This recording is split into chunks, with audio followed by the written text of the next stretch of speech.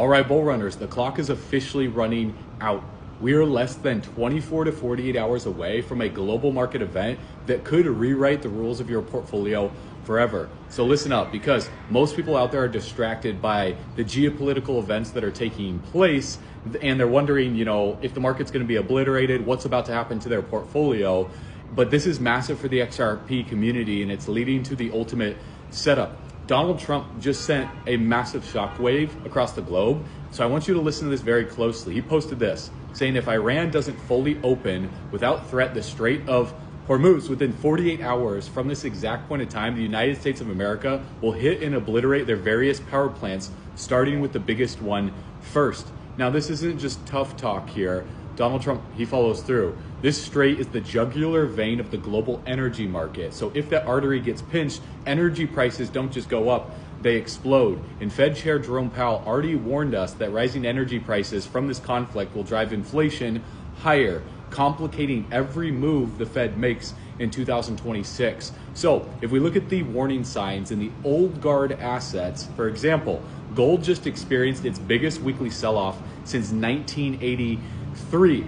Why would gold, the ultimate safety net, the ultimate store value, be dumping during a war threat? Think about that for a second, because the smart money, what they're doing is they're rotating. They aren't moving into cash, they're moving into the new frontier. So in this video, I'm breaking down the 10 massive updates from this week that prove that the flip is happening, why Fidelity is fast-tracking crypto into the same system as your stocks, and the gratis vendor model that could see Ripple potentially hand the US Treasury and the government billions in XRP. So let's run it.